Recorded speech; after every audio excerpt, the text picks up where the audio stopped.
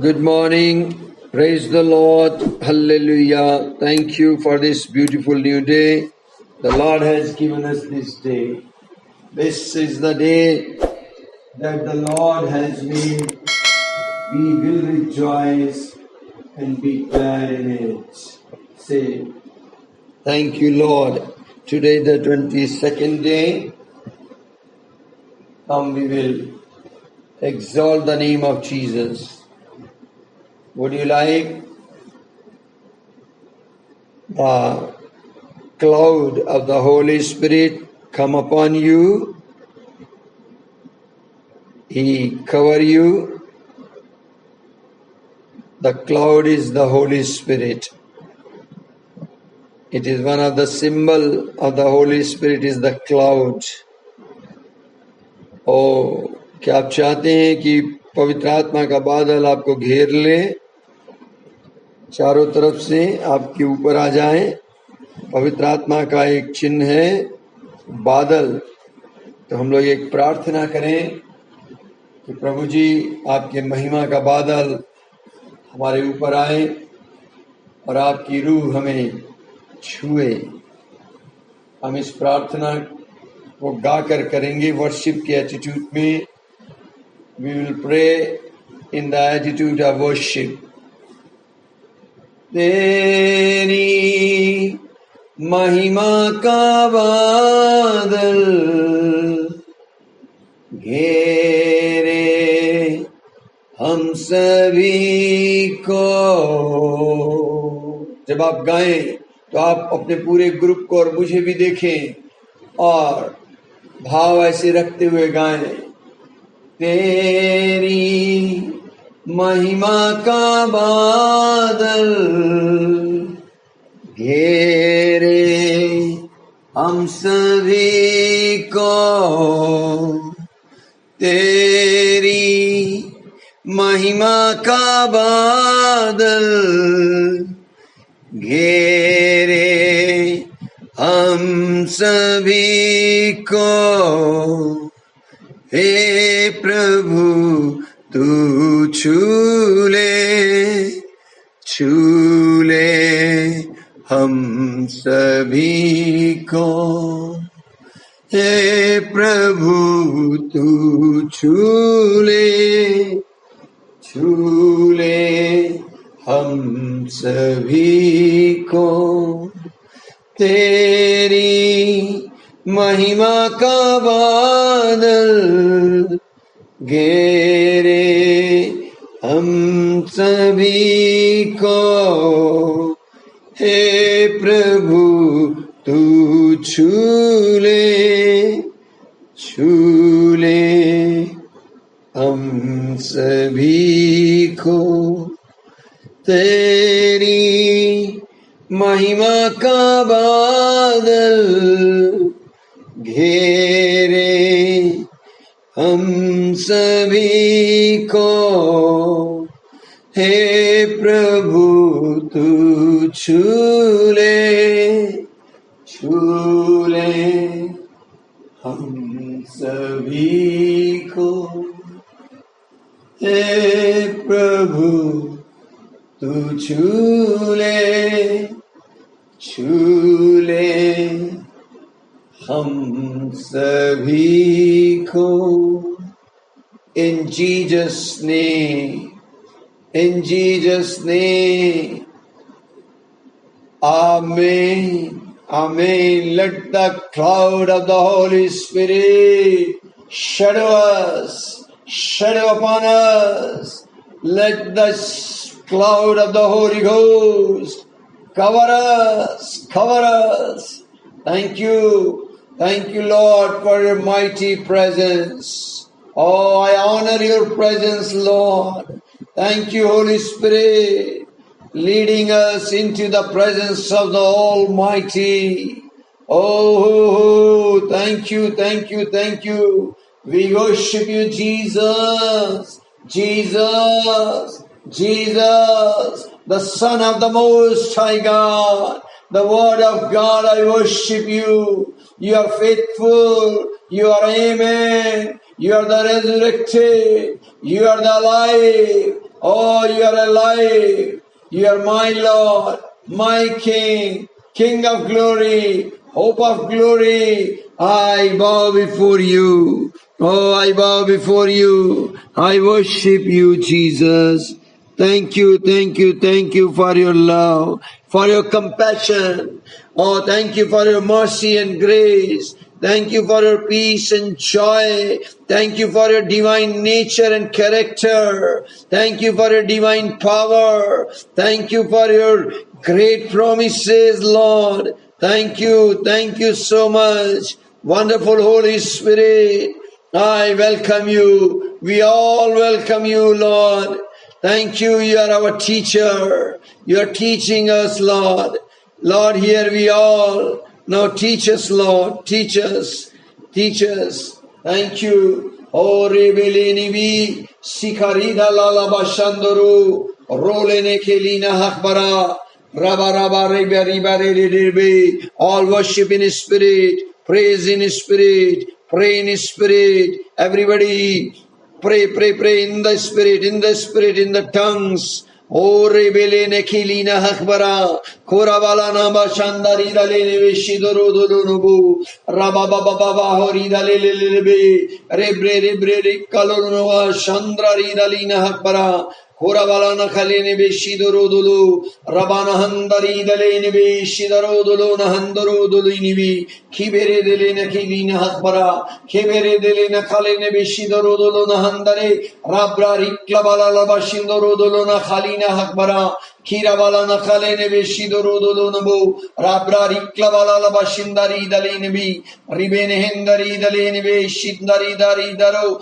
Rambra Riklabolo Shidoro, Here Velene Kidina Hakbaro, Kore Velena Kalene Veshindari Dalina Hakbara. Kiravalana Khalene Veshinduru Dolona Ko, Rabene Hindari Dalina Bebe, Shidare Delene Khalanaba, Rabba Baba Baba Hori Dolona Khalanaba Shindariba, Relene Kelina Hakburu, Korebelene Kiline Bishindari, Rene Kilina Hakbari Dalina Handra Rodolona Ki, Rabra Riklavala Bashindore, Rabona Handoro Doloniki, Kibaralana Kalenebe, Shekeri Dalinabi, Rambra Riklabo, Shakroho, Rikebe, Kere Delenibi, Shidari Dalina Baba Baba, Ora la Bashidare, Rebelele Shidoro, Rona Kalina Hakbari Dalina Hakbare, Kerebelena Bashindoro Dolona Kalineba, Ralana Hindari Dalene Kelina Hakbare, Rabra Riklabala Bashindoro,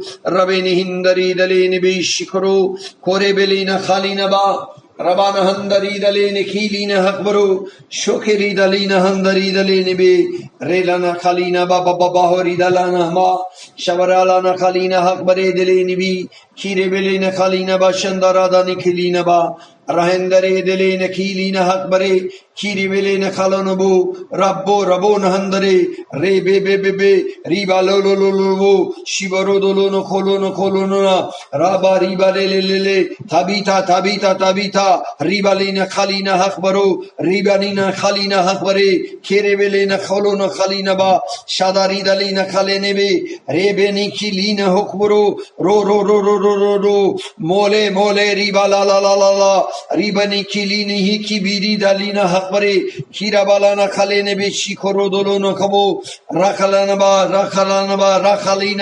Asni Ribalina Bibe, Riba Bobo, Robolina Kalana Hakbare Denindari, Rabene Hendari Dalina Hakbara, Kibaralana Kalene Beshidoro Dolono Holonobo, Shabra Ribra Riklavala Bashindoro, Santos Lota, Ribalana Kalina Hakbare, Kerebeninari, Redalina Halina Hakbare, Nikilina Hakbare, Kibere Delena Kalonoho, Shabbo Rabon Handoro Dolina Bana Haline Beshikoro Dolona Halina Ba, Gourmet, Ribe Baba, O Ribe, Shidere Delina. belina khalina hakborodolona khalina be kibaralana khalene be shindorodolona khalene ba rabra riklabalalaba ho rabona handari dalene khilina hakbare delene be nares rana rabalana ba nares ribani khilina ho khore belina khalina ba shikarodolona khalina be re be pray with force pray ribalina hakbari khira balana handari dalene khilina hakbara Rabana Kalina Kalinebe, Tushar Rabalina Handari Dalina Kalina Bo, Shikaro Dolona Kalinebe, Ibrari Klabalalabe, Ramba Rabana Handari Dalina Kalinebe, Shidoro Donova. Kalu, Ribani Keriba Baba, New Ministry Ribalina Khalene Beshidare Delene Kilinibi, Kibra Klabalala Bashindoro, Rabana Handari Dalene Beshidoro Dolona Handoro, Shakoro Dolona Khalina Bashikoro, Ravalene Beshindari Dalina Kelina Ba, Rana Handoro Dolona Khalene Be, Hiravalana Khalina Ba, Shakoro Dolona Handoro, Ribana Khalina Beshidare Delene Kelini be Ribrari Klavala Bashidaraba, Ralana Handari Dalinibi, Shindare Delinibi, Shindoro Dolonobu, Roluno Bolo, Rona Handari Dalere Dani Kalinaba, Chakari Dalinibi, Shindari Dalinaba, Ribrari Klababari, Rebebe Dalu, Romboro Dolonobo, Shindaro Dolonaba, Relina, Rikala, Robede, Chakoro Dolina be, Shindari Dalinibi, Kibede Dalonaba, Shandara Balinaba, Orahalana Barere Delinaba Baro, Shakoro Danabara, Ralana Baridole, Herabona Andoro, Shundoro Dolonaba, Kibara, Rikaba, Lalaba Baridale, Hindaro Dolonaba, Shidorodo, Shindaro Dolonebe, Ribabo, Oralanaba Shindare, Ridalo, Shakiri Dalena Kalina Akbara, Kira Valanava Shandare, Ere Belinava, Shikiri Dalina Handaro, Rabrari Klama Kora Lavani Viri. Thank you, Holy Spirit. Thank you, your attention is upon us. Oh, thank you. Oh, thank you, your attention is upon us. Thank you for your attention, Lord. Thank you, Lord. Thank you for your love, Lord. Father, we thank you. You loved us, Lord. Oh,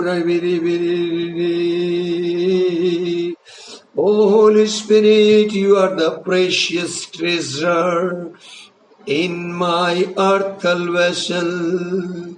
In my earthly vessel, you are the precious treasure, Holy Spirit.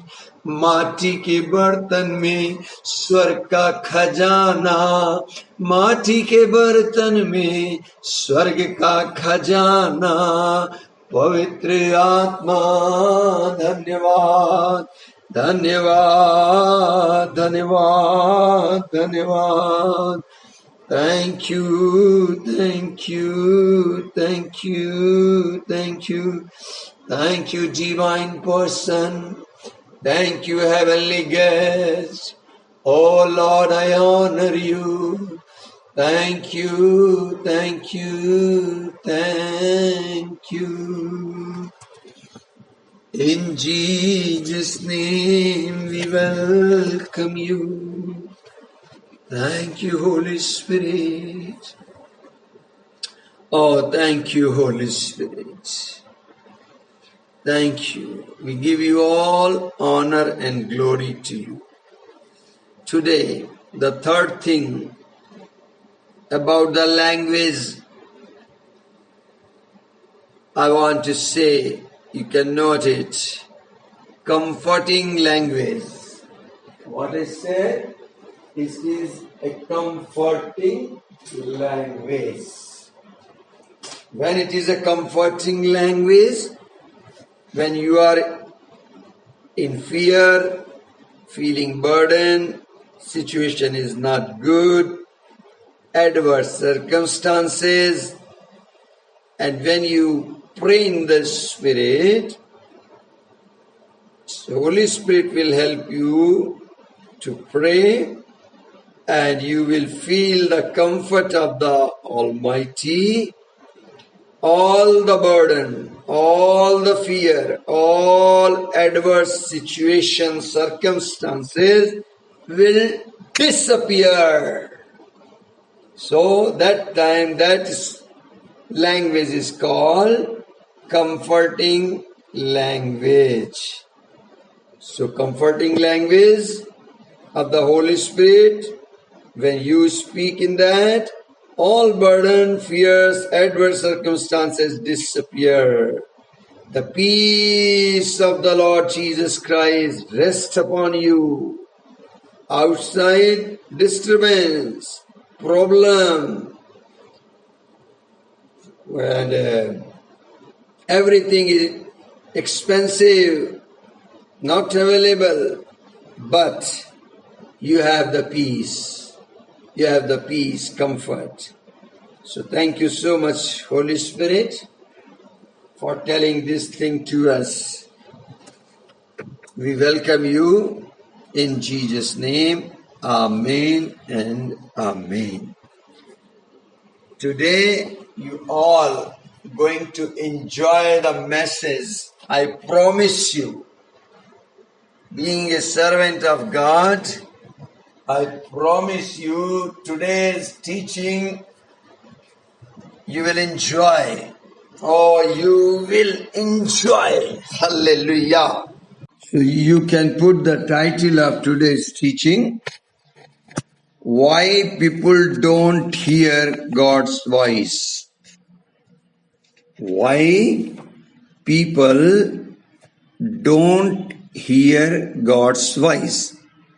क्या कारण है कि लोग परमेश्वर की आवाज को नहीं सुन पाते और पवित्र आत्मा की वाणी उसकी वॉइस को नहीं सुन पाते? क्या कारण है?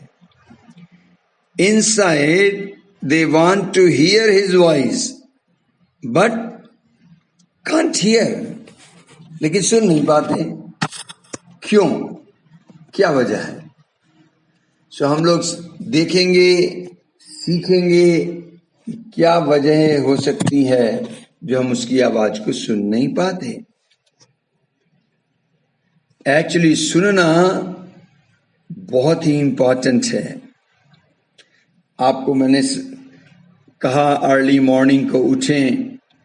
यशाया भविष्यवक्ता प्रॉफिट की मिनिस्ट्री कर रहा था, हम और आप जैसी नहीं. इसके बावजूद वो कहता है 50th chapter verse 4 and 5 में, He awakes my ear to hear as the learned. The Lord God has opened my ear. This he is saying. कौन मेरा कान खोलता है? यहोवा मेरा कान खोलता है.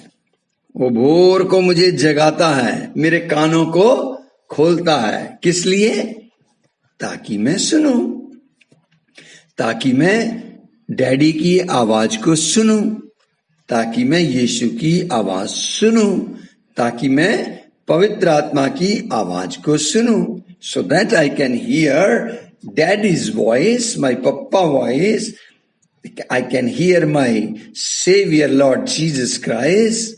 I can hear the voice of Holy Spirit. One more thing, when you speak, most of the time we are not speaking according to the line of God. So one who speak right, he have to learn to hear. बगैर उसको सुने आप सही नहीं बोल सकते. So before you speak, you must hear. First hear, then speak. Hearing is first, then speaking. To speak correct, learn to hear.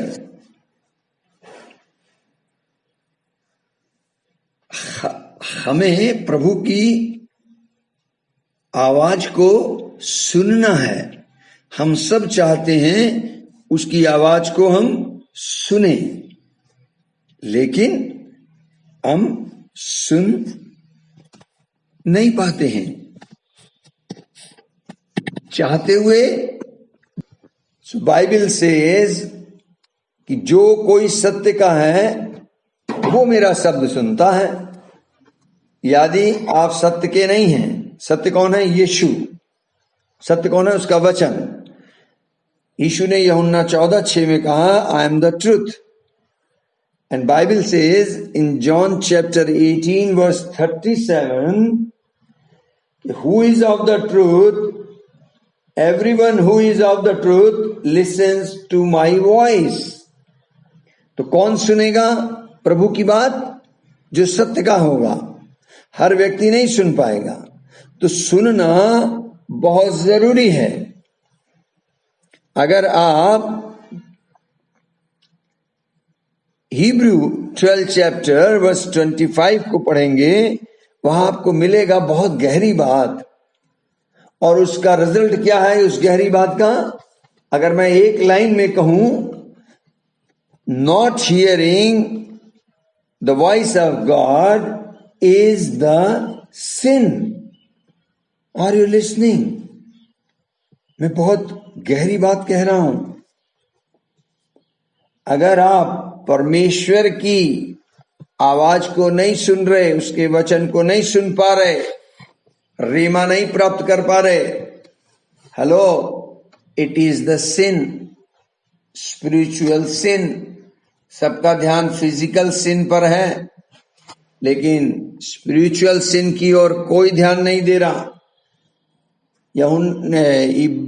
इब्रानी 12:25 कहता है, सावधान रहो और उस कहने वाले से मुंह ना मोड़ो, क्योंकि वे लोग जब पृथ्वी पर की चेतावनी देने से मुंह मोड़कर न बच सके, तो हम स्वर्ग पर से चेतावनी देने वाले से मुंह मोड़कर कैसे बच सकेंगे?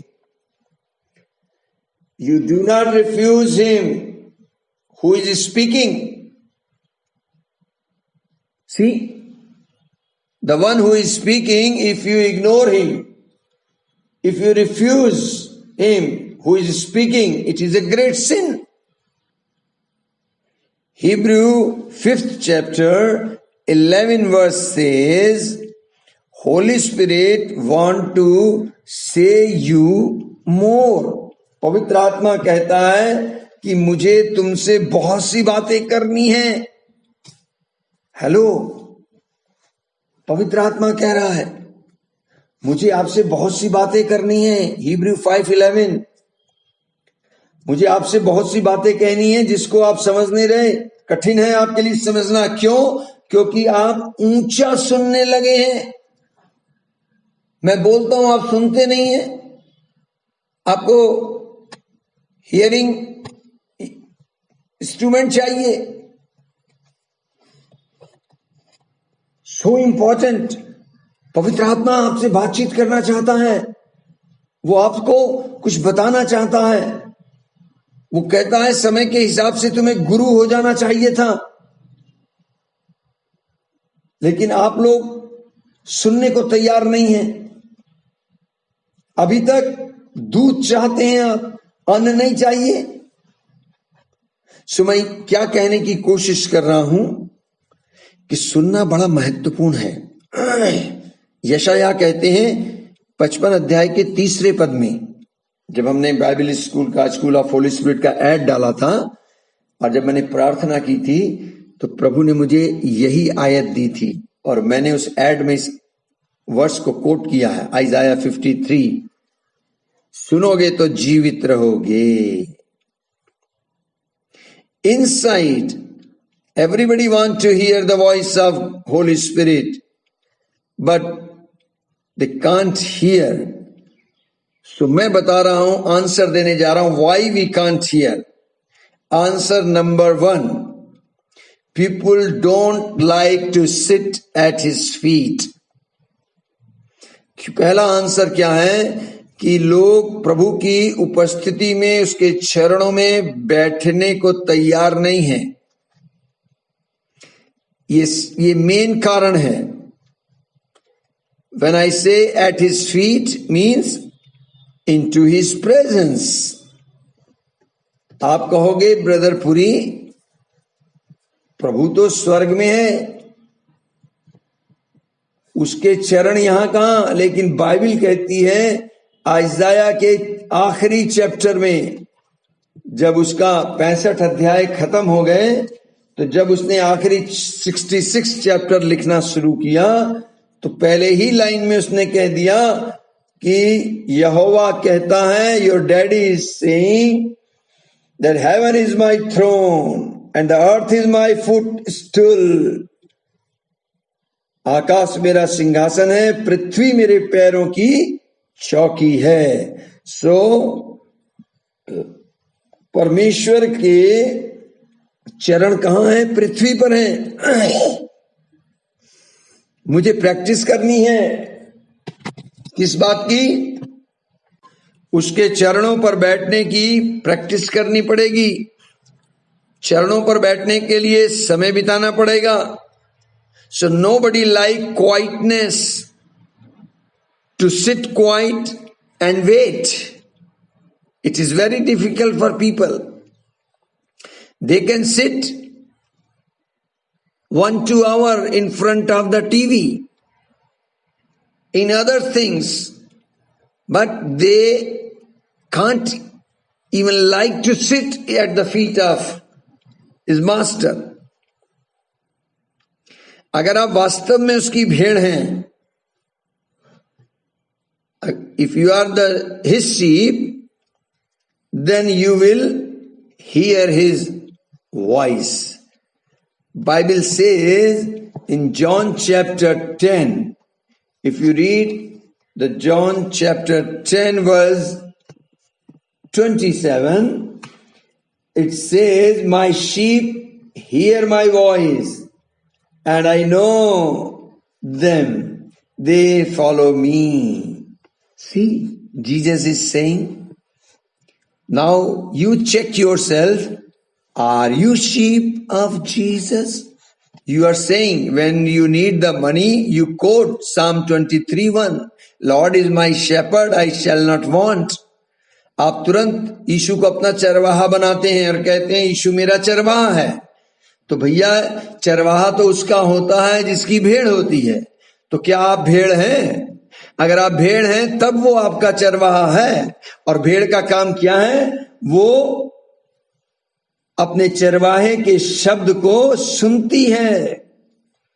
और चरवाहा कहता है मैं उन्हें जानता हूं, वो मेरे पीछे चलती हैं। सो हम हर व्यक्ति उसे अपना चरवाहा तो कहता है, लेकिन ये कोई नहीं कहता है कि मैं उसकी भेड़ हूं। क्यों? क्योंकि भेड़ की क्वालिटी आपके अंदर होना जरूरी है। इसी चैप्टर के 3 और 4 पद में लिखा है कि द्वारपाल अपना द्वार खोल देता है और भेड़ें उसका शब्द सुनती हैं और वो अपनी भेड़ों को नाम लेकर बुलाता है और बाहर ले जाता है। गुड न्यूज दे रहा हूं, हम में से हर एक जो उसकी भेड़ है उसका नाम यीशु मसीह को मालूम है। वो आपको नाम लेकर बुलाता है। आपको याद है बर्तिमाई को नाम लेके बुलाया, जैकब को उसका नाम लिया। आपको नाम लेकर बुलाता है, नाम ही लेकर नहीं, वरन उसकी हथेली जो उसका टीवी स्क्रीन है आपके डैडी की जो हथेली है वो उसका स्क्रीन है। जब उसका मन आता है वो उसको देखता है और उसमें आपकी तस्वीर देख लेता है। बाइबल कहती है उसने मेरी तस्वीर अपनी हथेली में गोद रखी है। वाह, ऐसा है मेरा डैडी, ऐसा है मेरा प्रभु। वो जब चाहता है मुझे देख लेता है चौथे पद में लिखा है, जब वो अपनी सब भेड़ों को बाहर निकाल चुकता है तो उनके आगे आगे चलता है और भेड़ें उसके पीछे पीछे हो लेती हैं। क्यों हो लेती हैं? क्योंकि वे उसका शब्द पहचानती हैं। Hello, if you are a sheep then you will follow Jesus. If you are sheep, then you will listen his voice. You will recognize his word, his voice. हम लोग क्या करते हैं, जब हमारी कोई प्रॉब्लम आ जाती है, गड़बड़ी हो जाती है, मिस्टेक हो जाती है, तो we run from God.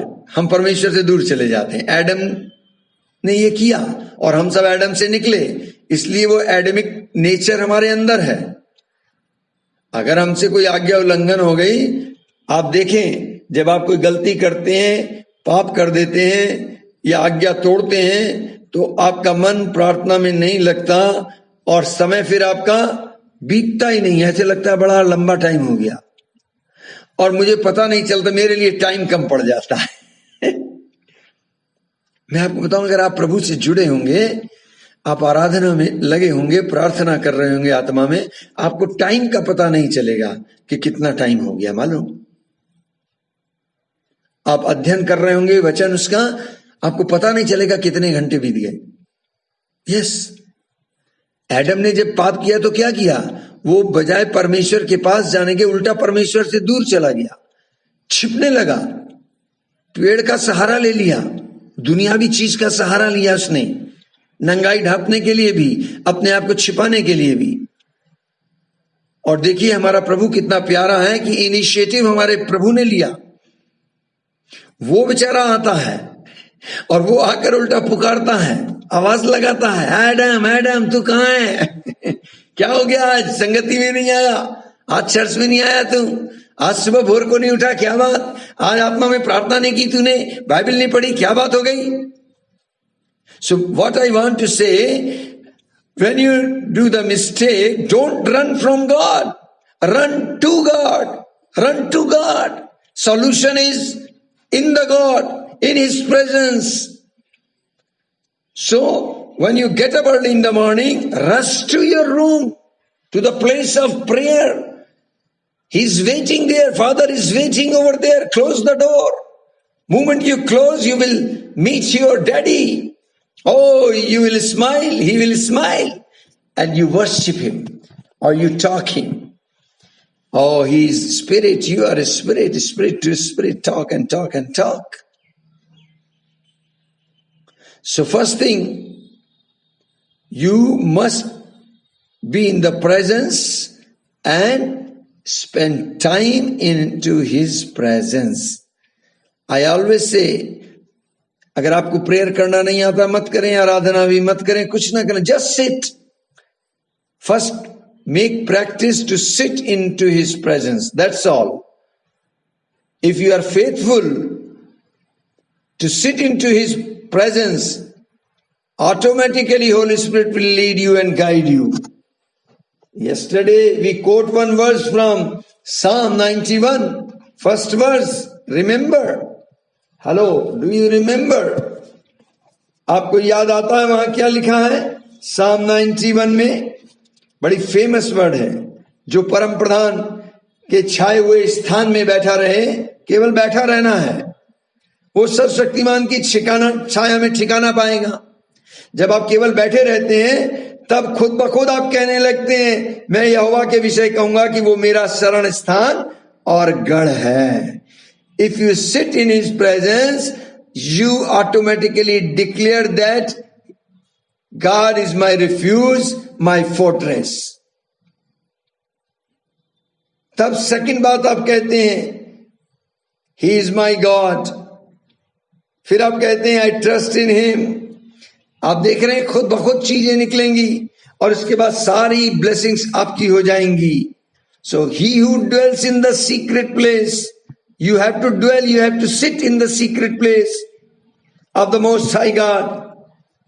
Then you shall abide under the shadow of the Almighty. Then you will say, God is my refuge, my fortress. He is my God. I will trust in Him. So just make practice. If you are sheep, then you will make this practice. मुझे कई बार हैरानगी होती थी कि जब मैं शुरुआती दिनों में ये पढ़ता था कि प्रभु ने हमें भेड़ ही क्यों कहा? भेड़ बहुत सीधी सादी होती है। वो झुंड में एक साथ रहती हैं, अकेले नहीं रहना पसंद करती, एक साथ। कहते हैं एक चलेगी तो सब चल देंगे, एक बैठ गई तो सब बैठ जाएंगी। तो भेड़ों का कुछ ये नेचर होता है। तो एक बार मेरे दिल में आया कि प्रभु ने हमें भेड़ ही क्यों कहा, हमें शेर क्यों नहीं कह दिया, लॉयन। आपको मालूम, अच्छा हुआ उसने लॉयन नहीं कहा।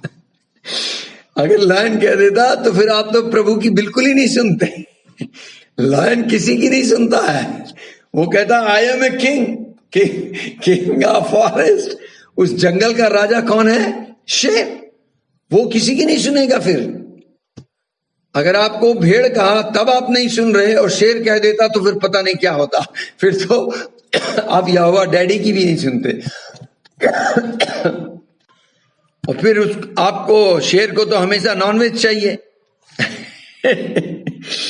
है ना, पक्का ईसाई जो होगा वो नॉनवेज से चाहिए चाहिए, बगैर नॉनवेज के काम नहीं चलेगा। सो भेड़ बनने के लिए भेड़ वाला नेचर होना जरूरी है। भेड़ का जो नेचर होता है ना, और भेड़ का जो नेचर होता है वो डिपेंडेंट होता है, इंडिपेंडेंट नहीं होता। 100% डिपेंडेंसी ऑन हिम। भेड़ जो होती है अपने चरवाहे के ऊपर निर्भर रहती है। जहां चरवाहा ले जाता है, जिस चराई में ले जाता है वहीं वो चरती है। जिस जल के सोते के पास ले जाएगा वहीं पिएंगे। वो अपने चरवाहे को फॉलो करती है। लॉयन किसी को फॉलो नहीं करता। वो चाहता है कि लोग मेरे को फॉलो करें, मुझसे डरें। लेकिन अगर आप उसकी भेड़ हैं तो आप 100% उस पर डिपेंड रहेंगे।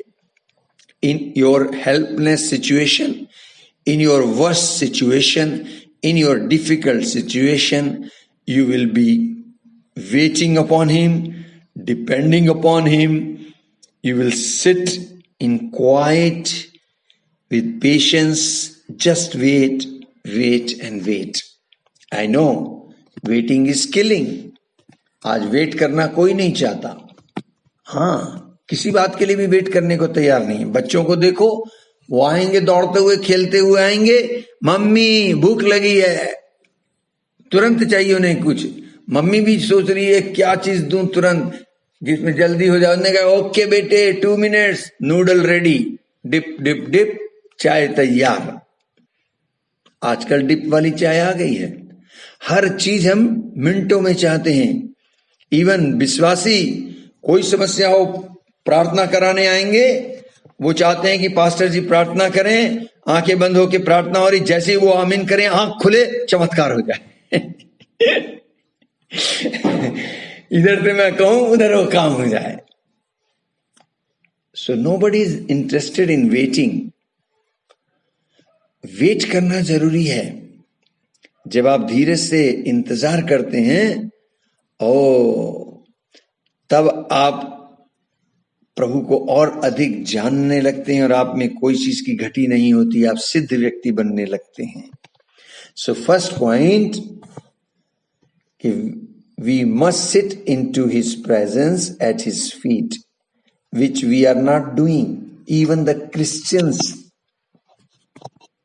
even the people who are saying I am in Holy Spirit, I received Holy Spirit, if they calculate their timing and they make their list, they will find out of 24 hours, how much time you are sitting in his presence. Don't tell me, tell yourself. You assess yourself. आप अपना assessment खुद कीजिए, अपना मूल्यांकन खुद कीजिए. So people don't like to sit at his feet. That's why they can't hear his voice. आप जिसके सामने बैठेंगे उसी की तो आवाज सुनेंगे। जब आप टीवी के सामने बैठेंगे तो आप टीवी की आवाज सुनेंगे। जब आप यूट्यूब के सामने बैठेंगे तो यूट्यूब की आवाज सुनेंगे। तो ये इस डिपेंड, तो उसके साथ समय बिताना जरूरी है। पॉइंट नंबर 2, क्यों लोग प्रभु की उपस्थिति में आकर नहीं बैठते या क्यों उसकी आवाज नहीं सुन पाते? Why? Answer is, every time when God speaks to you personally, He will speak what you don't like. मैं गहरी बात कह रहा हूं, ध्यान से सुनना। Every time when God speaks to you personally, He will speak what you don't like. जो आप नहीं चाहते हैं। क्यों लोग प्रभु के उपस्थिति में आकर नहीं बैठते, क्यों नहीं सुन पाते?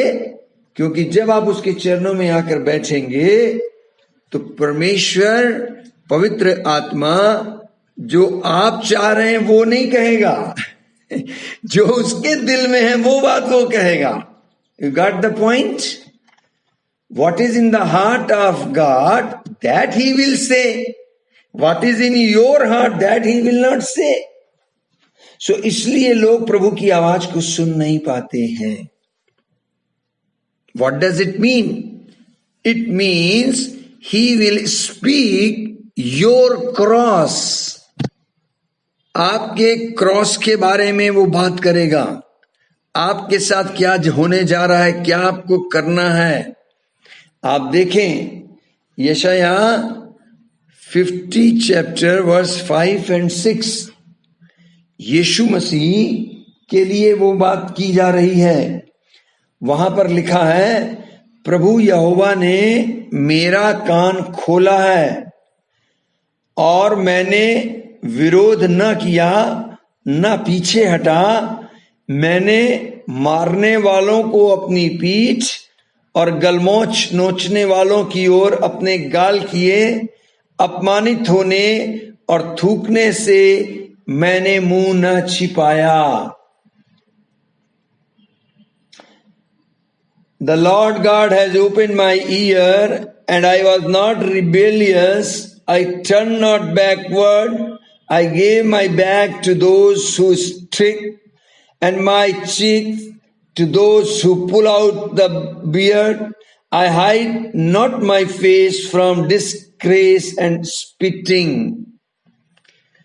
यीशु को आने वाले समय में क्या दुख उठाना था उसकी चर्चा हो रही है। तो परमेश्वर यीशु के कंफर्ट की बात नहीं कर रहे। यीशु के दिल में तो ये था ये प्याला हट जाए, लेकिन प्रभु परमेश्वर अपने दिल की बात खोल रहा है कि जब आप उसकी उपस्थिति में बैठते हैं तो परमेश्वर आपके क्रॉस का डिस्कस करता है, आपको वो बातों को बयान करता है जो आपको उसे उसने करवानी है। आपको कंफर्ट जोन से निकालेगा और अपने काम में लगाएगा। And nobody is interested even to the children. आप किसी से पूछो आप बच्चे को क्या बनाना चाहते हो, तो कहेंगे मैं इंजीनियर बनाऊंगा, डॉक्टर बनाऊंगा। कोई जल्दी नहीं कहता मैं इसे प्रभु का सेवक बनाऊंगा, क्योंकि मालूम है, सेवक को भी मालूम है कितनी स्ट्रगलिंग में कर रहा हूं, कितना स्ट्रगल करना पड़ता है। खाने के लाले पड़ जाते हैं, चीजों के लाले पड़ जाते हैं। ऑल द टाइम दे दे वाली बात चलती है। और कोई संस्था किसी को रख भी लेती है तो 5-6 हजार दे भी देगी तो सोचेगी हमने बहुत बड़ा एहसान कर दिया और 10 रिपोर्टिंग मांग लेंगे। मैं उस टाइप की मिनिस्ट्री की बात ही नहीं कर रहा। No, Jesus kind of ministry की बात कर रहा हूं। सो दैट्स द रीजन कि why people are not interested to sit and to hear. Inside the heart they want to hear the voice, but actually that's the reason. इसलिए वो ऐसा करते हैं क्योंकि ये कठिन बात है। क्योंकि अगर आपने परमेश्वर की बात को सुन लिया और सुनकर आपने नहीं माना तो प्रभु जी कहते हैं मैं उसे दोषी नहीं ठहराता, परंतु मेरा वचन जो उसने सुना है वो उसे दोषी ठहराएगा। Because I heard from the father and said so it's not my word, it's the word of father. यीशु मसीह कहते हैं, अगर आप यूहन्ना की पुस्तक और उसके 12वें अध्याय और उसके 47 वर्ष से आगे पढ़ेंगे तो वहां कुछ इस प्रकार से वर्णन है कि यीशु मसीह जब प्रार्थना में बैठते थे तो वो पिता की आवाज को सुनते थे और जो सुनते थे वो आकर लोगों से कहते थे। बाइबल कहती है 47 वर्ष में कि यदि कोई मेरी बातें सुनकर नहीं मानता तो मैं उसे दोषी नहीं ठहराता हूं। क्यों? क्योंकि मैं जगत को दोषी ठहराने के लिए नहीं आया, परंतु जगत का उद्धार करने के लिए आया हूं। लेकिन आप अगर नहीं मानते तो जो मुझे तुच्छ जानता है, मेरी बातें ग्रहण नहीं करता है, उसको दोषी ठहराने वाला तो एक है, अर्थात जो वचन मैंने कहा है वही पिछले दिन में उसे दोषी ठहराएगा, क्योंकि मैंने अपनी ओर से बातें नहीं की, परंतु पिता जिसने मुझे भेजा है उसी ने मुझे आज्ञा दी है कि क्या क्या कहूं और क्या क्या बोलूं। तो यीशु ने जब पिता से सुना उसको जाकर बोला। अब लोगों ने उसको नहीं माना तो यीशु कहते हैं मैं तुम्हें दोषी नहीं ठहराता हूं, मैं तो तुम्हें बचाने आया हूं, तुम्हारा उद्धार करने आया हूं। लेकिन ये वचन जो मैंने तुम्हें बोला था तुम नहीं मान रहे हो, ये एक्चुअली मेरे पिता की ओर से आया है, ये वचन भी तुमको दोषी ठहराएगा। तो लोग सुनना नहीं चाह रहे, इसलिए कि अगर सुन लिया तो उसको मानना पड़ेगा, और अगर नहीं माना तो दोषी ठहर जाएंगे। If anyone hears my words and does not keep them, I do not judge him, for I did not come to judge the world, but to save the world. The one who rejects me and does not receive my words has a judge. The word that I have spoken will judge him on the last day. For I have not spoken on my own authority, but the Father who sent me has himself given me a commandment what to say and what to speak. That thing I have spoken, that word I have released. Now you have listened. If you are not obeying that word, then I will not judge you. The word will judge. ये वचन ही उसको दोषी ठहराएगा। तो ये भी एक कारण है। एक कारण ये है, यूहन्ना 8:47 में लिखा है कि जो परमेश्वर से होता है वो परमेश्वर की बातें सुनता है। जो परमेश्वर से होता है वो परमेश्वर की बातें सुनता है। और तुम इसलिए नहीं सुनते हो क्योंकि तुम परमेश्वर की ओर से नहीं हो। दूसरे शब्दों में, if you are not listening him, if you are not hearing him, if you are not hearing his voice, I think it is a sin. Whoever is of God hears the words of God. The reason why you do not hear them is that you are not of God. Hello. John 8:47 saying like this. सुन रहे हैं आप लोग? प्रभु जी का वचन सत्य है, उसे सुनना है। वो हमारे कानों को खोलता है। जब हम भोर को उठते हैं तो वो हमारे कानों को खोलता है और तब हम से वो बोलता है। जब हम उसके चरणों में बैठते हैं, और ये हम करना नहीं चाहते, जब ये करना नहीं चाहते तो फिर हम सुन भी नहीं पाते। तो first point, people don't like to sit at his feet, at his presence, that's why. Second point, they know every time when God speak, he will speak not my thing, but he will speak what he like. What I like, he will not speak. What he like, he will speak. And the third thing is this: learn how to speak. हम लोगों को सही से बोलना नहीं आता है। We are poor in speaking. Our words are not good, accurate according to the line in the word of God. So we have to learn how to speak. Bible says in Psalm 50 verse 4, the same chapter from वो कहता है कि भोर को वो मुझे तड़के उठाता है।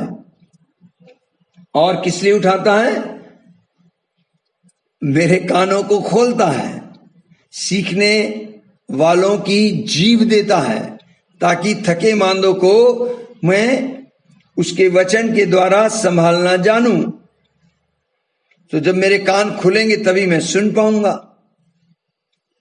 शिष्य के भांति बाइबल कहती है, the Lord God has given me the tongue of those who are taught, that I may know how to sustain with a word. Him who is weary, morning by morning, he awakens my ear to hear as those who are taught. भोर को मेरे कानों को खोलता है और शिष्य के समान मैं सुनूं।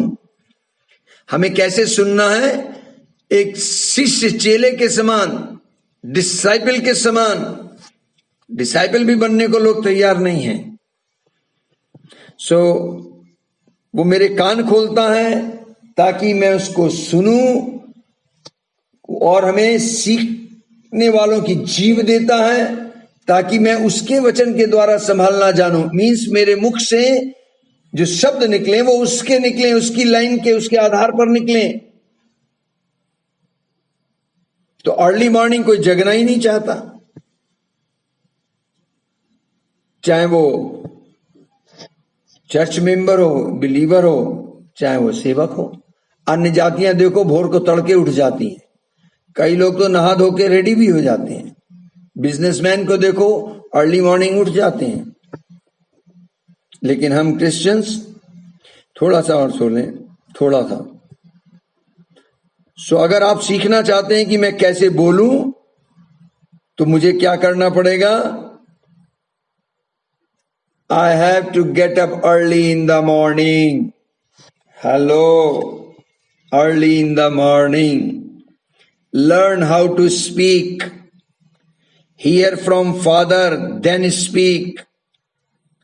When you speak your word, listen, when you speak your word without hearing Him, you will be exposed.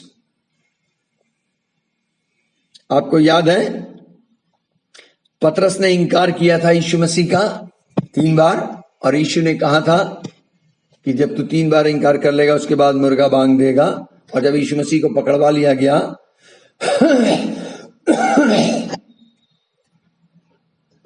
तो बाइबल कहती है पतरस दूर ही दूर से यीशु को फॉलो कर रहा था।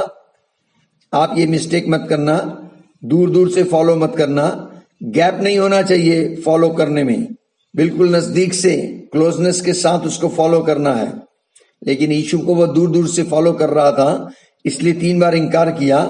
और जब लोगों ने उसे पकड़ा कि भाई तू उसके साथ था, तो बाइबल कहती है मैथ्यू 26 वर्स 73 में कि भाई पतरस ने इनकार कर दिया, नहीं नहीं मैं वो नहीं हूं। तो उस लेडी ने बोला, तेरी बोली तेरा भेद खोलती है, तेरी बोली तेरा भेद खोल देती है। So when you speak you will be expose. If you are speaking, if your words are your own, then you will be expose. But when you listen from God and then you speak, then you reveal God. Kabir Das ने एक दोहा कहा था, हम छोटी class में जब पढ़ते थे तो कबीर ने एक दोहा कहा था। वो अनपढ़ थे, उनके हाथ में कागज पेन नहीं गया था, लेकिन BA MA तक के लोग उनके दोहों को पढ़ते हैं। और वो कहते हैं, ऐसी बानी बोलिए मन का आपा खोय, औरन को शीतल करे आप हूँ शीतल हो। आपको मालूम, प्रभु जी ने हमारी जुबान पर जीवन और मृत्यु की सामर्थ्य रखी है। जो पावर है, लाइफ एंड डेथ की पावर आपके टंग्स पे रखी है। Book of Proverbs 18 chapter 21 verse says, death and life are in the power of the tongue, those who love it will eat its fruit. जीवन और मृत्यु की सामर्थ जुबान पे रखी है। जो इसे इस्तेमाल करना जानता है वो इसका फल पाएगा, वो इसका फल पाएगा। मैं बड़े विश्वास से एक बात कह सकता हूं, हमारे भारत देश में ज्यादा से ज्यादा 2% क्रिश्चियन है, मुट्ठी भर क्रिश्चियन। अगर ये मुट्ठी भर क्रिश्चियन केवल अपनी स्पीकिंग सही कर लें according to in the line of God's word, ये मुट्ठी भर ईसाई, तो इंडिया 50% इंडिया तो क्रिश्चियन कंट्री बन जाएगा। अगर हमारी speaking according to the word of God हो जाए तो इस जुबान में इतनी सामर्थ्य है, बसा बसाया घर उजाड़ सकती है, नरक कुंड की आग से जल रही है। याकूब कहते हैं कि एक ही मुख से मीठा जल निकले, एक ही मुख से खारा जल निकले, ऐसा नहीं होना चाहिए।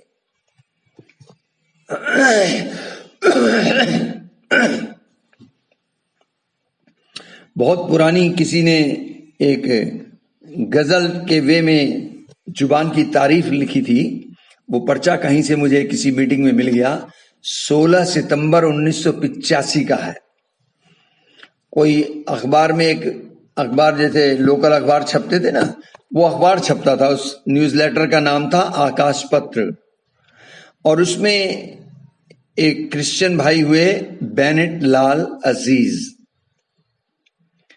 वो एम्प्लॉइज वेलफेयर सोसाइटी की तरफ से मैगजीन टाइप का अखबार निकलता था, आकाश पत्र, और वो शाहजहांपुर रहते थे।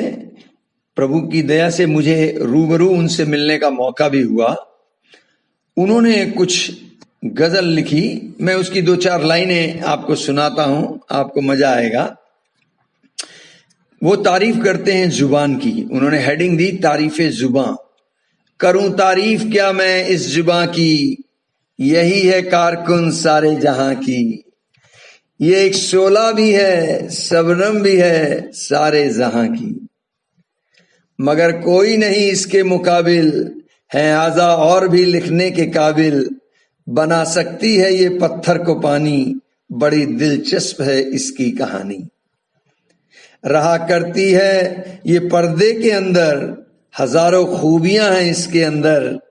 किया करती है ये बदनाम कैसे, किया करती है कत्लेआम कैसे।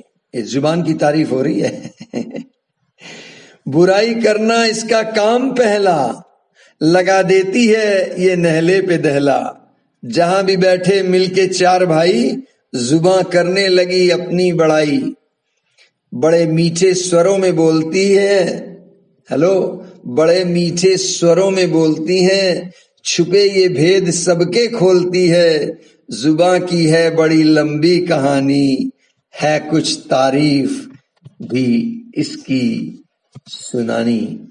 सुने इसकी तारीफ।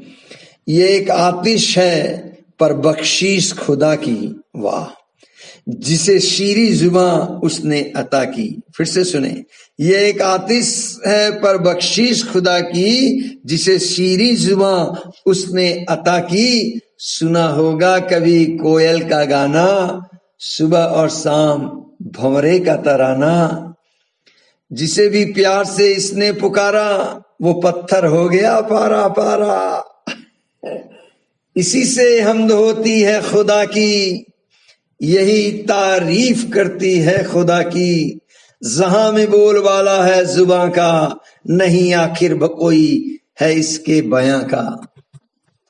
किया है जिसने वश में इस जुबां को, किया है जिसने वश में इस जुबां को, वही बस जीत सकता है इस जहां को। लिखा अजीज ने ये अफसाना जुबां का, सबक है ये मसीह रहनुमा का। प्रभु यीशु मसीह याकूब 2 में उनके वचन में इस तरीके का वर्णन सारा किया हुआ है। आप इस जुबां से 6 फुटे व्यक्ति को बगैर टच किए मार सकते हैं, बगैर टच किए। ये इतनी ताकतवर होती है कि छोटी सी चिंगारी बन के पूरे जंगल में आग लगा देती है। ये जुबां 1.5 इंच की है और बड़े बड़े पानी के जहाज छोटे से पतवार से रोक दिए जाते हैं। 1.5 इंच की जुबान 6 फुटे इंसान को मार देती है। इसमें कोई हड्डी नहीं होती है, बड़ी कोमल होती है। जो भी स्वाद लेना चाहो हर स्वाद ये बता सकती है, कड़वा, नमकीन, मीठा, खट्टा, सारे। और प्रभु जी ने पहले ही 32 स्वर्गदूतों की हिफाजत में इसको अंदर रखा है। और गुड न्यूज दूं आपको, इस जुबान को होली स्पिरिट इस्तेमाल करना चाहता है। Dedicate your tongue. मैं आपको एक बढ़िया प्रकाशन दूं। सुने, पुराने नियम से, गॉस्पल से और न्यू टेस्टमेंट आज के युग से मैं आपको बताऊं, फर्स्ट, सेकंड, थर्ड ऑर्डर है। First father, then second person son, third person holy spirit. Father को आपके कान चाहिए, ईयर। सेकंड पर्सन जीसस को आपका हार्ट चाहिए, दिल। थर्ड पर्सन होली स्पिरिट, उसको आपकी जुबान चाहिए, tongue. Ear, heart, tongue. If you read Roman chapter 10 verse 9-10, according to that, मैं आपको एक प्रकाशन दे रहा हूं। परमेश्वर के वचन को आप सुनेंगे, परमेश्वर का वचन कान से सुना जाएगा, आपके हृदय रूपी भूमि में जाएगा और आपके जुबान से, मुंह से बाहर निकलेगा। Father wants the ear to hear his voice, Jesus want heart so that this word should come in the heart, and whatsoever believe from the heart to the word, you speak through your mouth, through your tongue. That Holy Spirit needs your tongue. That's why जब पहली बार पवित्र आत्मा धरती पर उतरा Pentecost के day, प्रेरित 2 अध्याय में, सबसे पहला काम पवित्र आत्मा ने मालूम क्या किया? उसने आग की लपटें उतारी और जुबानों को अपने वश में कर लिया। पहला काम। अगर आप बड़े बड़े घोड़ों को कंट्रोल करना चाहते हैं, आप उसकी जुबान को वश में कर लें। लगाम लगाकर आप इतने बड़े घोड़े को वश में कर सकते हैं। अगर आप किसी व्यक्ति को अपने वश में करना चाहते हैं, आप उसकी जुबान को कंट्रोल कर लें। हम जो मेल हैं उनकी जुबान तो 1-1.5 इंच की होती है, लेकिन जो लेडीज होती है उनकी जुबान बड़ी लंबी होती है। घर से लेके रेलवे स्टेशन तक। सुनो मैं क्या चीज कहना मांग रहा हूं। अगर आपने किसी की जुबान को वश में कर लिया तो आपने उस व्यक्ति को अपने वश में कर लिया। होली स्पिरिट ने 120 लोगों की जुबान को अपने वश में कर लिया। अब वे अपनी भाषा नहीं बोलेंगे, अब वो मेरी भाषा बोलेंगे, आत्मा की भाषा। और वहां से स्टार्ट हुई न्यू लैंग्वेज, स्पिरिट लैंग्वेज। याद है उत्पत्ति 11 के अंदर जब सब मीनार बना रहे थे, अपने तरीके से स्वर्ग में एंट्री करना चाहते थे, पिता ने ऊपर से देखा, बोले अरे ये सब तो एक ही जुबान बोलते हैं, ये सब एक मन के हैं, ये तो यूनिटी में है, it is impossible to stop them. So मैं क्या करूं? वो पिता नीचे उतरा, उसने उनकी भाषा में गड़बड़ी डाल दी। अब सब में गड़बड़ी हो गई, सब तितर बितर हो गया, प्रोजेक्ट फेल हो गया। क्योंकि वो अपने तरीके से स्वर्ग आना चाह रहे थे। पिता चाहता था नहीं, तुम अपने तरीके से नहीं आओगे, टाइम आएगा मैं अपने बेटे को इस दुनिया में भेजूंगा, वो क्रूस पर अपनी जान देगा, लहू बहाएगा, उससे तुम शुद्ध पवित्र होगे, तुम्हारे पाप क्षमा हो जाएंगे और वो जीवनदायक आत्मा बन जाएगा। जब वो अपनी मेरी आत्मा को तुम पर उतारेगा तब तुम्हें एक नई जुबान मिलेगी, that is the spirit language, that is the tongues language, आत्मा की भाषा, स्पिरिट लैंग्वेज। उसमें जब तुम बातचीत करोगे तब यूनिटी आएगी, रियल यूनिटी तब आएगी। एक आत्मा, एक भाषा, एक उद्धार, एक ही परमेश्वर, एक ही बपतिस्मा, एक ही बाइबल, एक ही कलीसिया, एक ही गड़रिया, वो यूनिटी आएगी तब तुम्हारा कनेक्शन स्वर्ग से बनेगा। सो अंडरस्टैंड कि परमेश्वर आपके कानों को खोलेगा ताकि आप उसकी आवाज सुने और वो वचन जो सुनते हैं उसको अपने दिल में ले जाएं। वो यीशु चाहते हैं आप हृदय से विश्वास करें उस वचन को, फिर पवित्र आत्मा चाहते हैं जो वचन आपने सुना है उसको अपनी जुबान से बोल दें। जब आप उसे बोल देंगे तो वो वचन जिस बात के लिए सिरजा गया है उसे पूरा करेगा और पवित्र आत्मा उस वचन को फॉलो करेगा and he will create according to the word of God. Your life will be as according to the word of God, and the word of God is will of God. Amen. So we are coming to the conclusion now. So what is the key to hear from God? वो master की क्या है, master कुंजी। आज मैं आपको master की देने जा रहा हूं, टू हियर फ्रॉम गॉड। आप कैसे भी क्यों ना हो,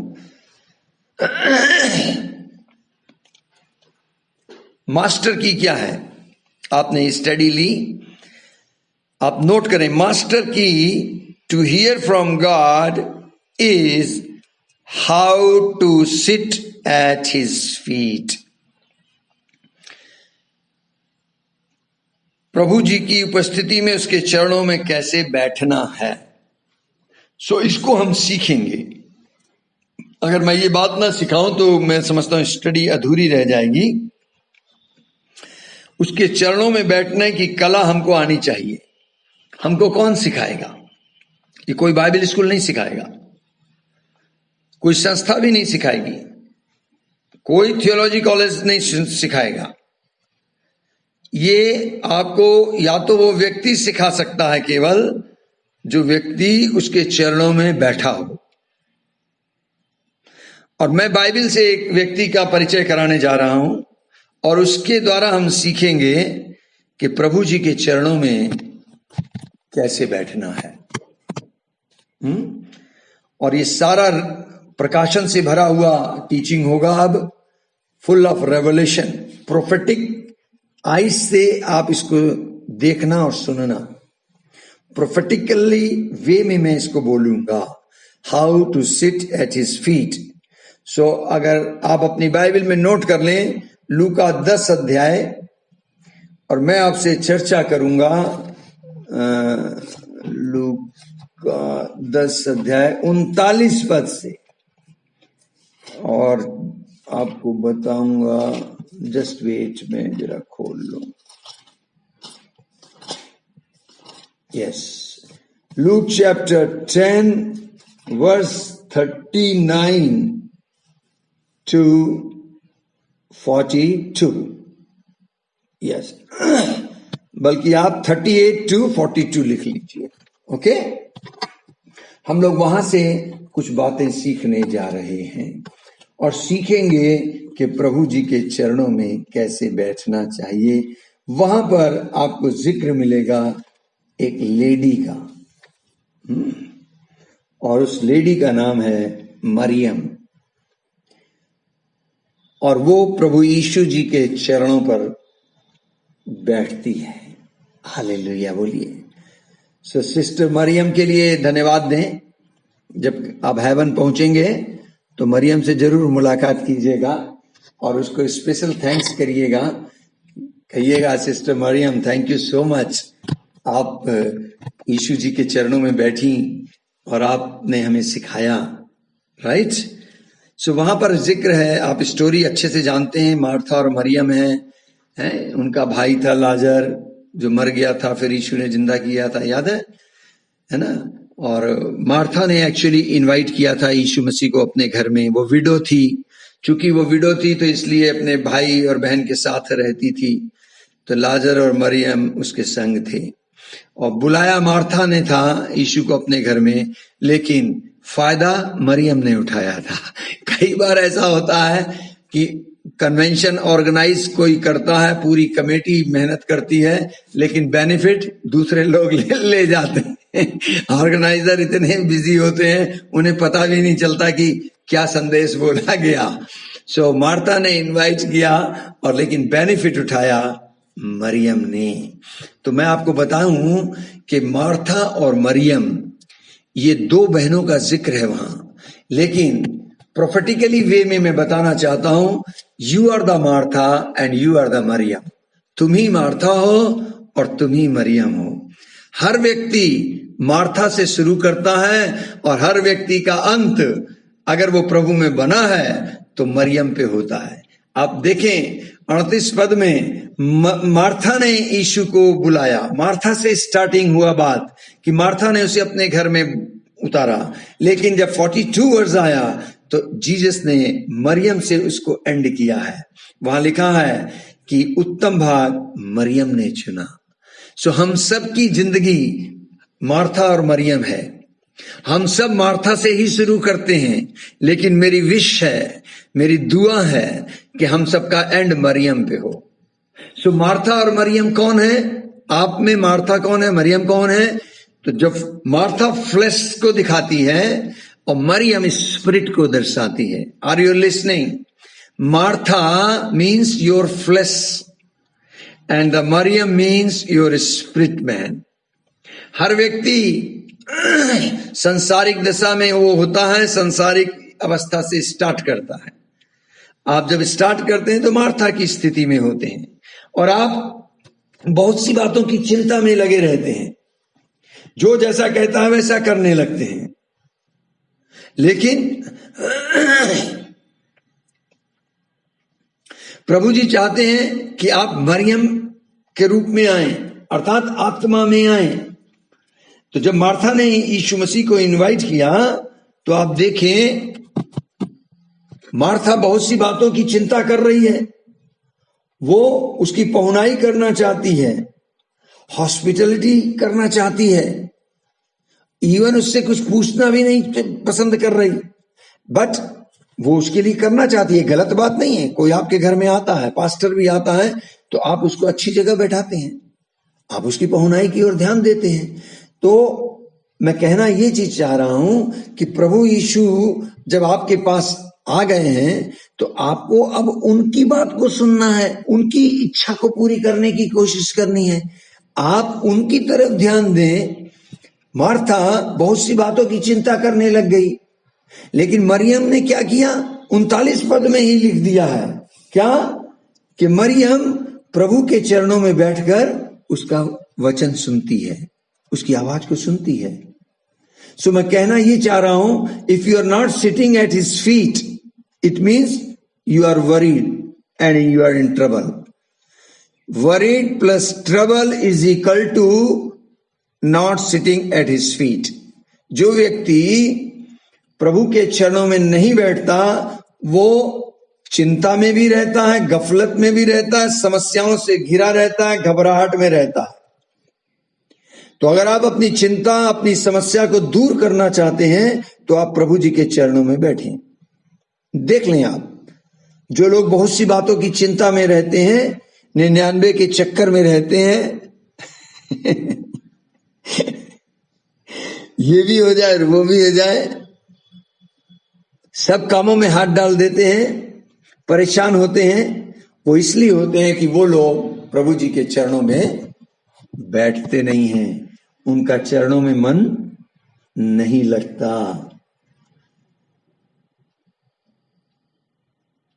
वो लोग हमेशा कंप्लेनिंग नेचर के होंगे, कंप्लेन करते रहेंगे, शिकायत पर शिकायत करते रहेंगे। मार्था ने आकर यीशु से क्या कहा? अब गेस्ट तुम्हारे घर आया है, तुमने बुलाया है, और गेस्ट से तुम कह रहे हो कि मेरी बहन को डांट जरा। मैं अकेले ही काम में लगी हूं, सारा काम मैं खुद कर रही हूं, हैं? इसे कह मेरी सेवा करे मेरे साथ, मैं अकेली लगी हूं। सी, मार्था सेल्फिश है, उसका सेल्फिश नेचर दिख रहा है। जब शारीरिक रीति से आप आते हैं तो आप सेल्फ को लाते हैं। क्या वो अपना कंफर्ट देख रही है, वो यीशु का कंफर्ट नहीं देख रही है।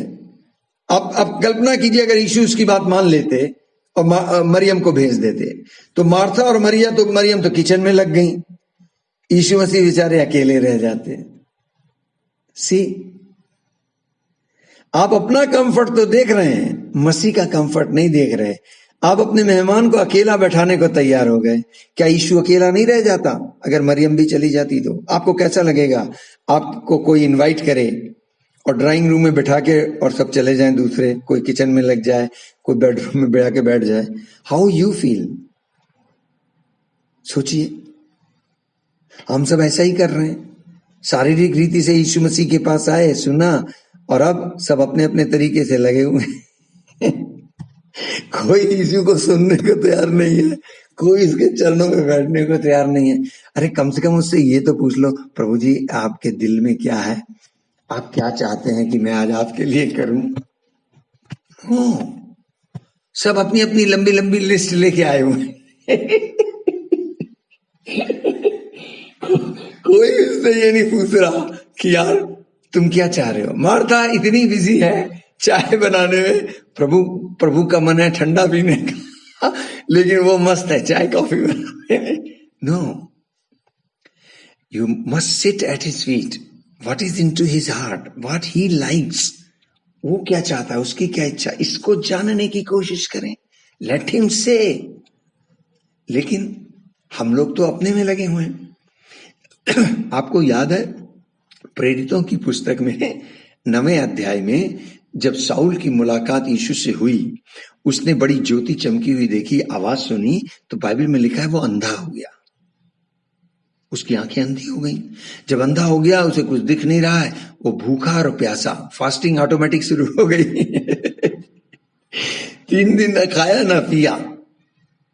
और बाइबल कहती है जब कुछ कर नहीं सकता तो अंधा हो गया, क्या करे, घुटने के बल बैठा प्रार्थना करने लगा।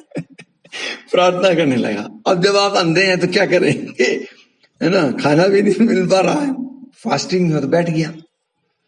तो मैं कहना क्या चाह रहा हूं, उस प्रार्थना जब वो अंधा हो गया तो उसने यीशु से कहा, Jesus what you want from me to do, आप क्या चाहते हैं कि मैं आपके लिए करूं। एक अंधा व्यक्ति क्या करेगा, एक अंधा हो जाए जब, तो वो क्या करेगा, सोचिए, वो ये कहेगा बताइए मैं क्या करूं, मैं तो अंधा हो गया हूं। तो कभी कभी मुझे ऐसा लगता है हम लोगों को फिजिकली ब्लाइंड होना पड़ेगा, क्योंकि हमारी आंखें बहुत सी दुनियावी चीजों को देखने में आदत पड़ गई है, मस्त हो गए। हमारी आत्मिक आंखें खुले, ये आंखें बंद हो, तब हम कह पाएंगे अरे प्रभु जी कुछ तो बताओ मैं क्या करूं। तो जब आपका ध्यान दुनियावी चीज से हटता है तब आप ये बात करेंगे, और ये बात कब कर पाएंगे, जब आप घुटने के बल आएंगे, उसके चरणों पर बैठेंगे।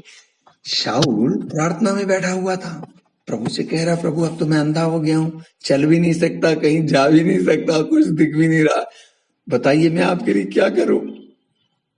सी,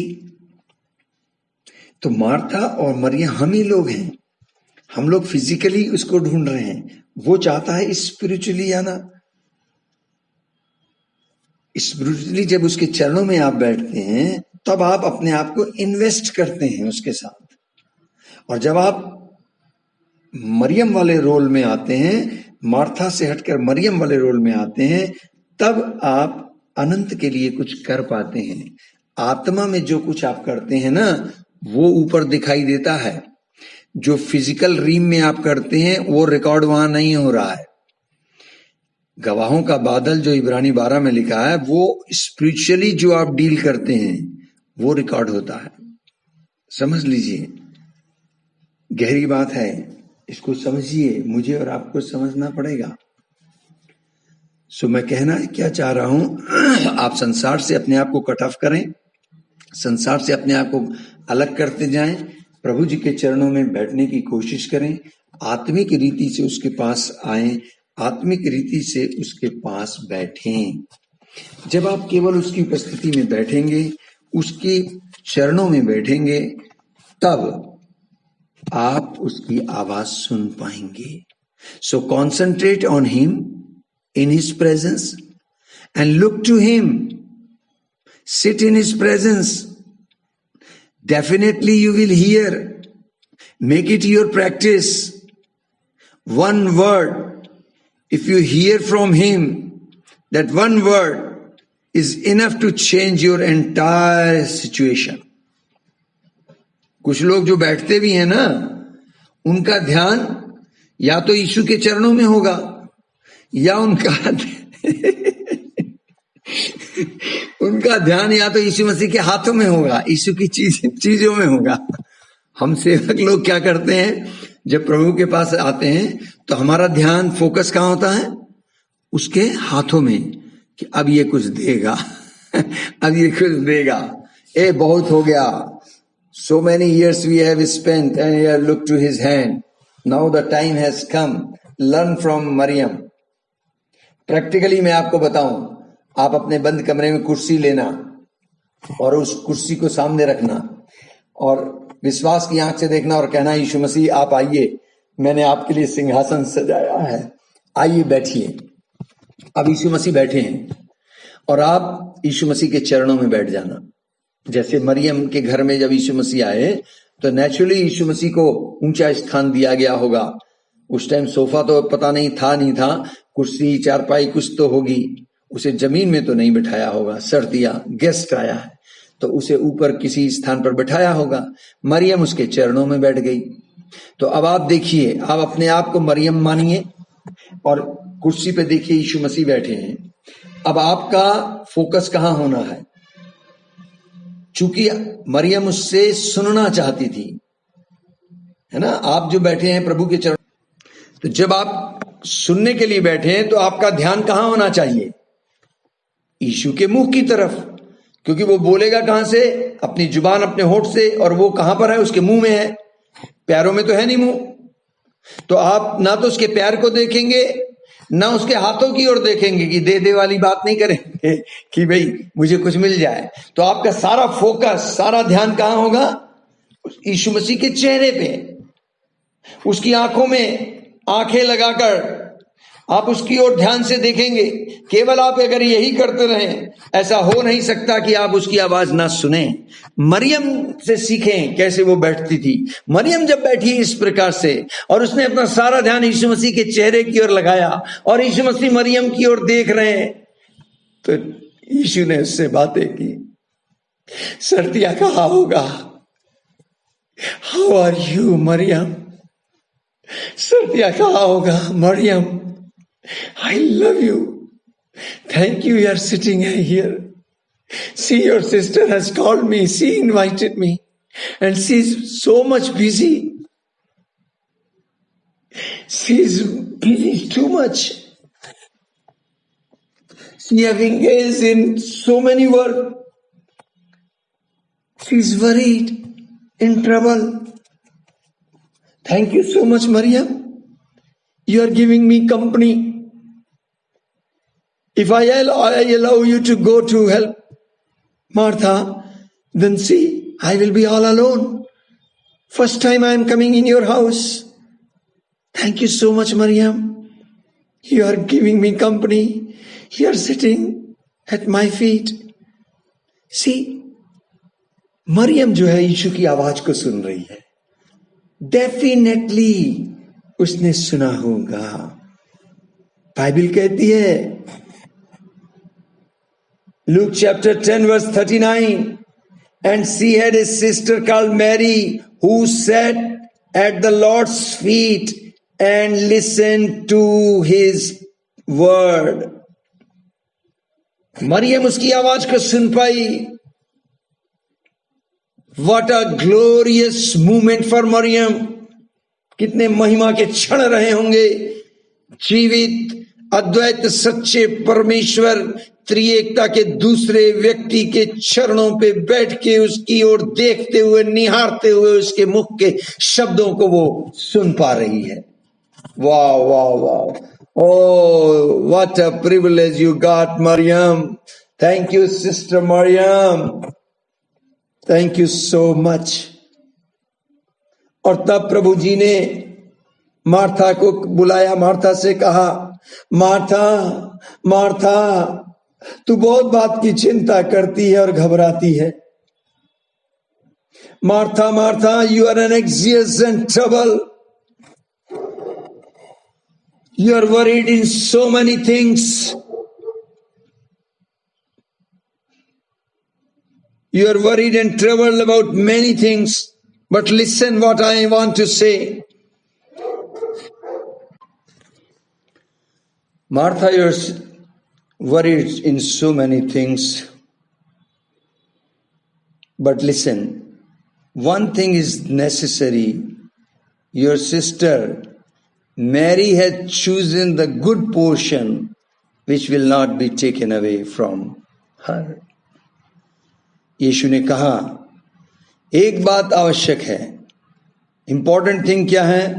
वो भाग, उत्तम भाग जिसको मरियम ने चुन लिया है, जो उससे छीना ना जाएगा.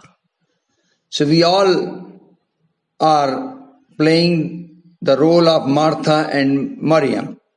We started like a Martha, but we should end as Maryam. Martha represent your fleshly way and Maryam represent spiritual way. So मैं कहना क्या चीज चाह रहा हूं अब आपसे, कि हम सब ने मार्था के तरीके से शुरू तो किया, लेकिन मेरी दुआ है कि हम सबका एंड मरियम के जैसे हो. हमारा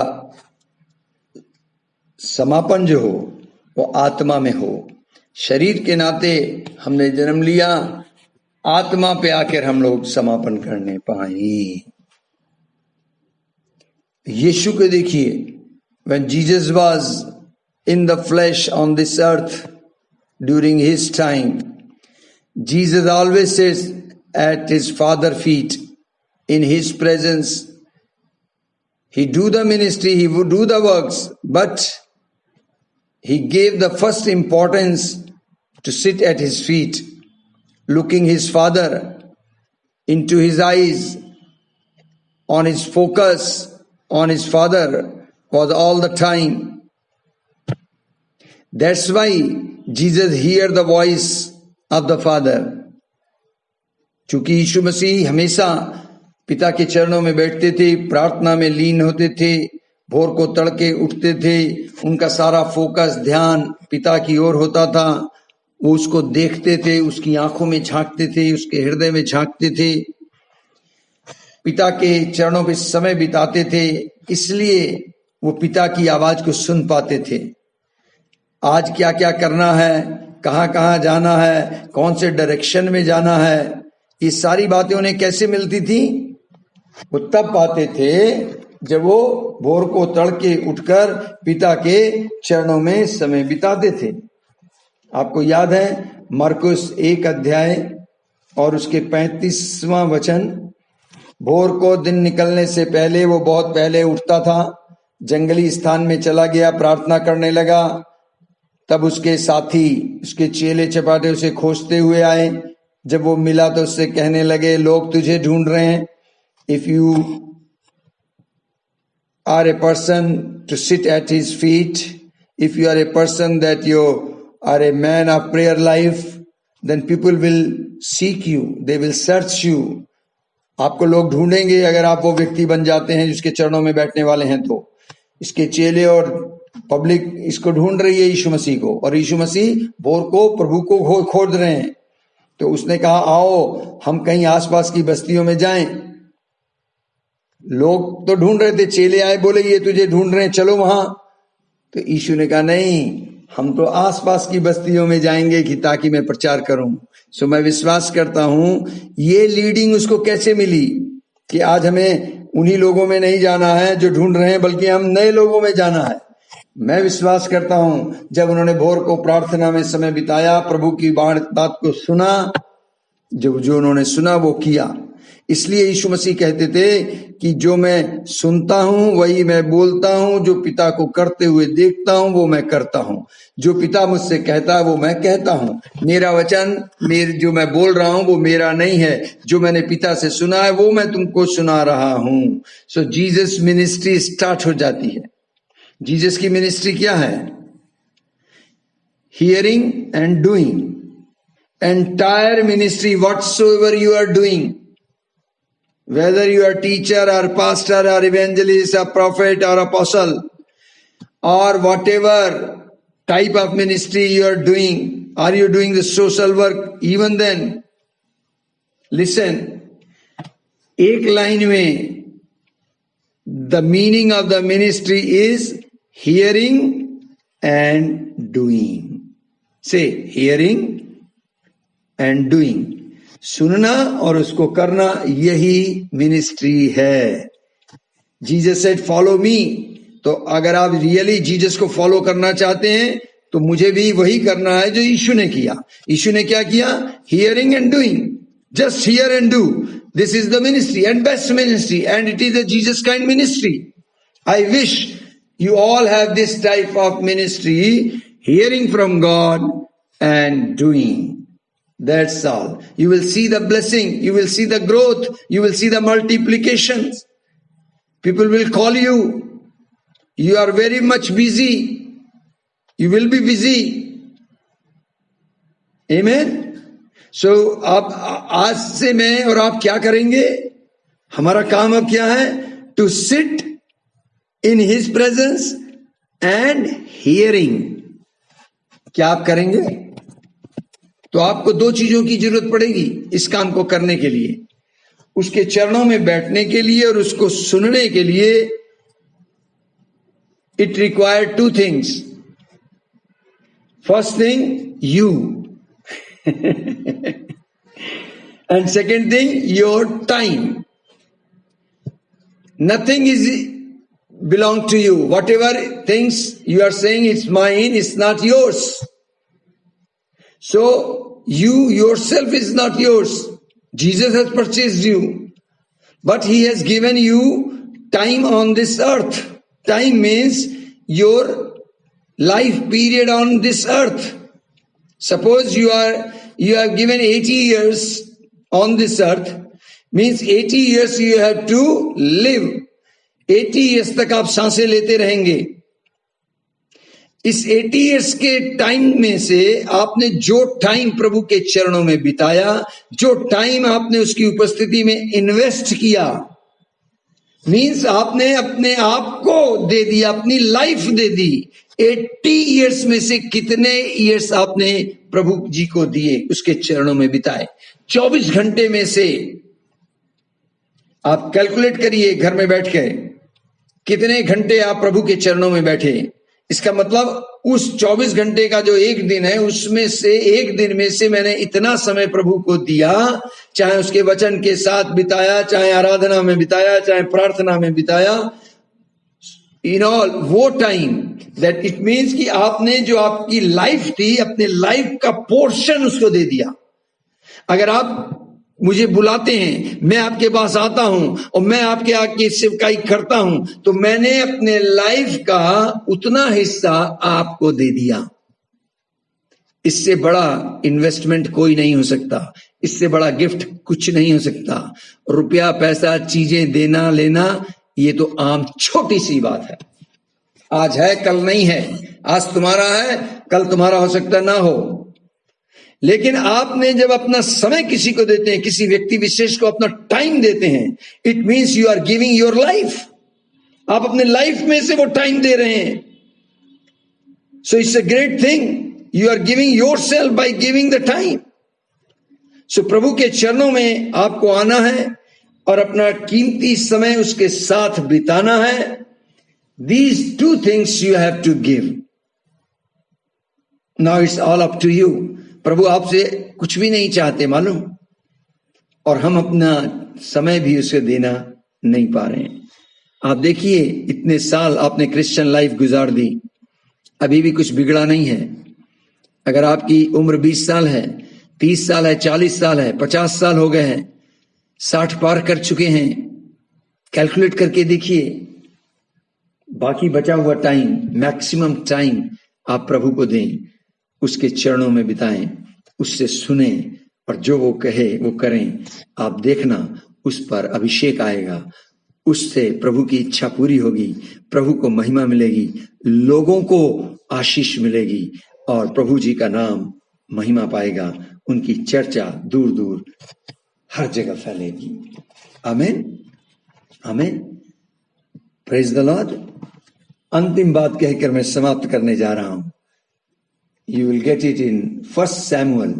पुराने नियम में एली याजक था, याद है आपको?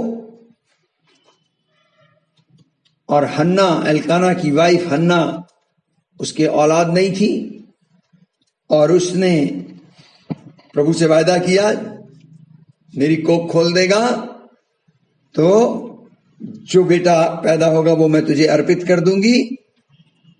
और उसने वो अपना बेटा अर्पित किया, मन्नत जो मानी थी उसे पूरा किया। एली बुढ़ा हो गया था, उसकी आंखों से ठीक से दिखाई भी नहीं दे रहा था।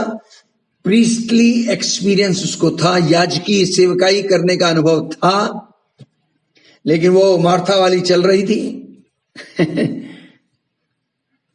उसने यहोवा की आवाज को नहीं सुना, उसके बच्चे गलत राह पे चले गए। लेकिन ये छोटा सा बालक हन्ना ने जब मंदिर में चढ़ा दिया, वो मंदिर की ड्योढ़ी पे लेटा हुआ था और बाइबल वहां कहती है कि यहोवा ने पुकार लगाई कि सैमुअल को पुकारा।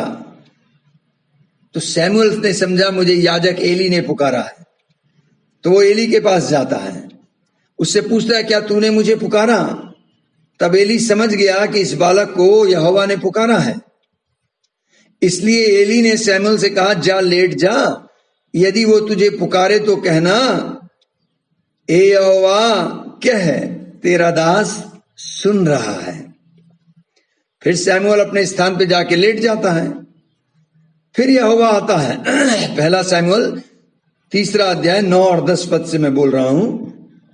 यहोवा वहां आकर खड़ा होता है और पहले के समान उसे आवाज लगाता है, सैमुअल सैमुअल। मैंने कहा था यहोवा आपको आपके नाम से पुकारेगा।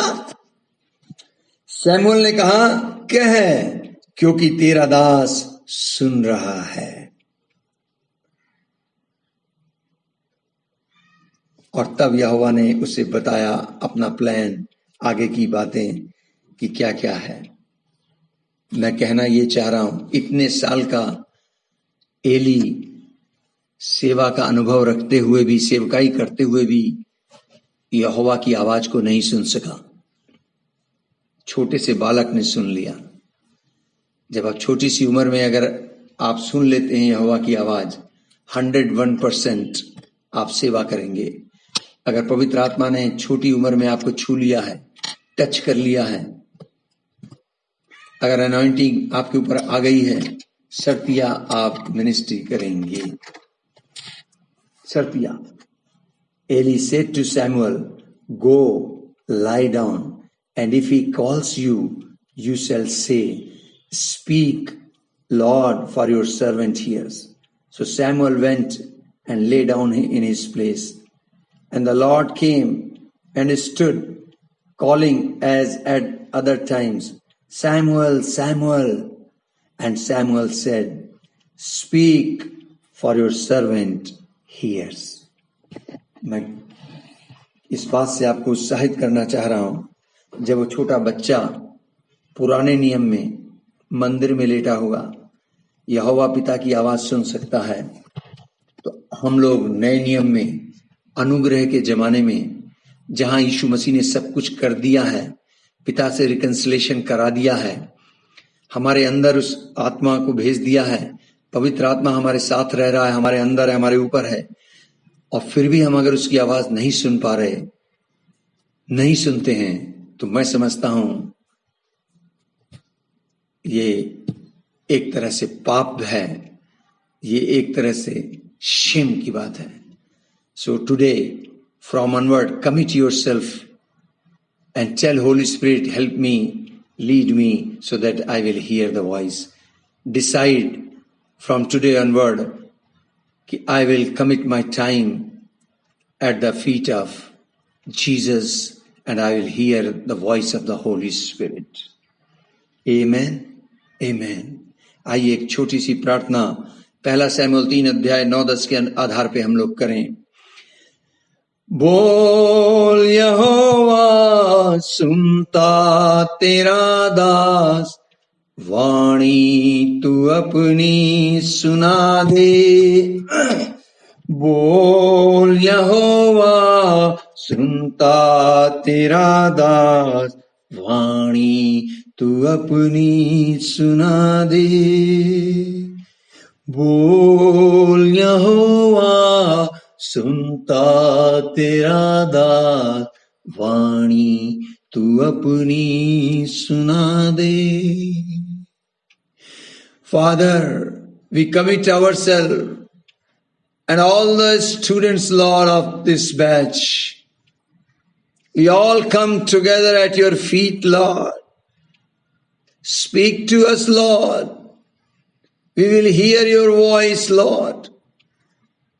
We commit ourselves and we have decided to spend our time at your feet. We will invest our time at your feet, at the best portion of our life.